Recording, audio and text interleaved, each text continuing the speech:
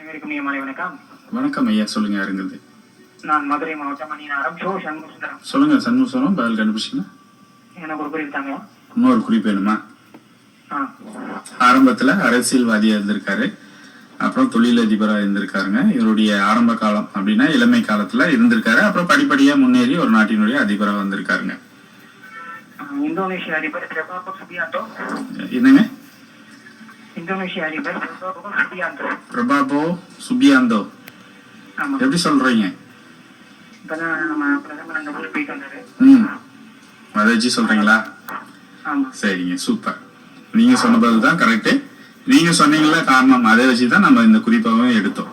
சரியா? சமீபத்துலதான் நம்ம பிரதமர் வந்து இந்த நாட்டுக்கு போயிருந்தாருங்க. சரியா? அந்த உறவு முறை ரொம்ப ரொம்ப முக்கியத்துவம் வாய்ந்ததா பார்க்கப்பட்டது. சரியா? அதை ஒட்டி நம்ம கேட்டோம். இந்தோனேஷியனுடைய அதிபர் பிரபாவோ சுபியாந்தோ, அதுதான் சரியான பதில். சொல்லுங்க, என்ன பாட்டு கேட்கலாம்? பிரியமான தோழி படத்துல இருந்து மான் குட்டியே பிரியமான குட்டியே.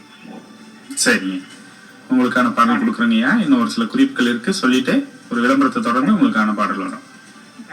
சரிங்க, நன்றி. இந்தோனேஷிய நாட்டை சார்ந்த அதிபர் பிரபாவோ சுபியாந்தோ அப்படின்றது சரியான பதில்.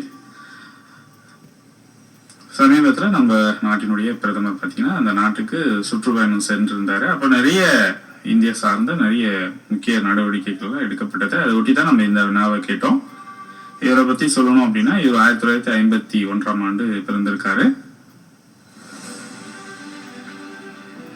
இந்தியாவினுடைய தென்கிழக்கு பகுதியில் இருக்கக்கூடிய ஒரு நாடு அப்படின்னா இந்தோனேஷியா நாடு அப்படின்னு சொல்லலாம். ரொம்ப இந்தியாவோட உறவு முறை கொண்ட நாடு அப்படின்றது இன்னும் கூடுதல் சிறப்பு.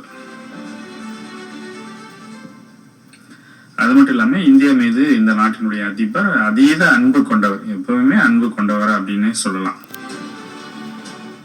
அந்த நாட்டுல ஜகார்த்தா அப்படின்ற அந்த நகர்ல வந்து இவர் பிறந்திருக்காரு.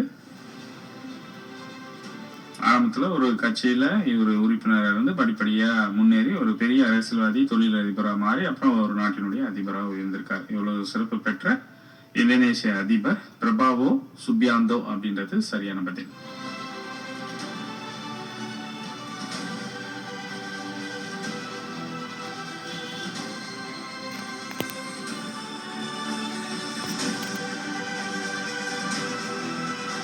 சரி, இந்த சரியான பதில் சொன்ன நேருக்கான பரிசு பாடலை நம்ம இப்ப கேட்கலாம்.